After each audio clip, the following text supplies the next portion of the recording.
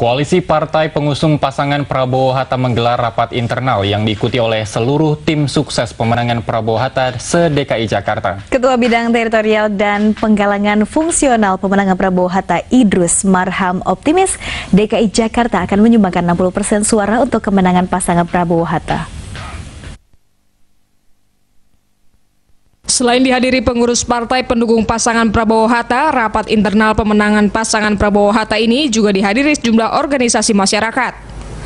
Menurut Ketua Bidang Teritorial dan Penggalangan Fungsional Pemenangan Prabowo-Hatta Idrus Marham, banyaknya dukungan dari organisasi masyarakat kepada pasangan Prabowo-Hatta membuat partai pendukung pasangan nomor urut 1 ini optimis meraih 60% perolehan suara di DKI Jakarta. Bidang perempuan, kemudian sampai ada di tingkat masyarakat, di rakyat, di tingkat RT RW nanti ini semua di situ.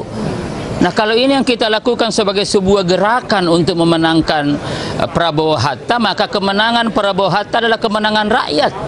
Nah, ini yang kita ingin capai, ya, kemenangan Prabowo-Hatta adalah kemenangan rakyat. Kenapa? Karena kemenangan itu dicapai melalui gerakan rakyat untuk dapat memenangkan Prabowo-Hatta ini bagi Indonesia bangkit ke depan.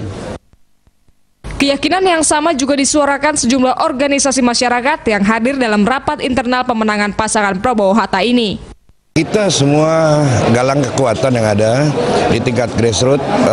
Kita memang 6 partai koalisi dan juga seluruh ormas yang ada di Jakarta ini, baik ormas yang kebetawian maupun ormas di luar Betawi, kita memang sudah sepakat memenangkan pasangan Prabowo-Hatta ini di kisaran 65%. Yang akan kita lakukan bersama-sama, pertama merekrut seluruh jamaah majelis taklim. Jadi setiap momen-momen pengajian kita terus akan bergerak untuk mensosialisasikan, bahkan siap betul-betul untuk memenangkan Prabowo-Hatta.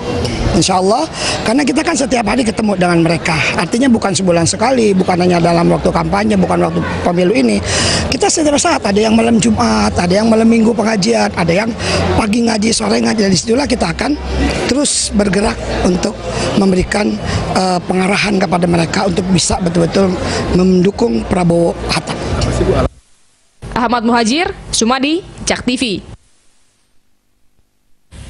Pemirsa, dukungan terhadap calon Presiden Joko Widodo dan Yusuf Kala terus bergulir di setiap daerah. Di Serang, Banten, para tokoh agama dan pemuda juga mendeklarasikan dukungannya terhadap pasangan Capres-Cawapres nomor urut 2 tersebut. Deklarasi warga yang menamakan diri mereka Jenggala Banten ini disambut dengan tarian, budaya pencaksilat, dan debus Banten. Acara deklarasi yang diadakan di kawasan Kesultanan Banten Lama, Serang, Banten dihadiri oleh Ketua Kenaziran Kesultanan Banten Lama, Kiai Haji Tubagus Ismaitullah Al-Abbas, Tubagus Sadeli Wahasi, dan Ketua Tim Jenggala Pusat M. Basri Sidahabi. Dalam deklarasi tersebut, sejumlah baju kaos bergambar wajah Jokowi JK dan stiker juga dibagikan kepada relawan Jokowi yang sebagian besar penghuni Kesultanan Banten Lama. Dalam deklarasi ini diharapkan masyarakat Banten atau relawan dari Banten bisa memenangkan Joko Widodo dan Yusuf Kala di Pilpres 9 Juli mendatang. Kegiatan ini juga dimeriahkan dengan atraksi para pemuda dalam menampilkan budaya pencaksilat dan debus Banten. Para relawan Jenggala wilayah Serang, Banten ini menargetkan mendapat menghimpun sekitar 50% suara. Beberapa bahwa Pak JK itu siapa, Pak Jokowi itu siapa, dan bagaimana ininya, ya. Seperti contoh tadi yang terakhir bahwa beliau akan tetap mendukung rakyat itu kesejahteraannya, ya. Buat kami itu siapapun yang memang mereka mampu dan mereka juga nanti terpilih menjadi Presiden Republik Indonesia, ya tentu PR kita kan sangat banyak sekali, terutama masalah bagaimana kebangsaan diselesaikan, kemudian juga tentu korupsi, ya, yang begitu rela, ya, hal semacam ini saya kira siapapun lah. Apa titipannya dari Kenaziran Banten sendiri?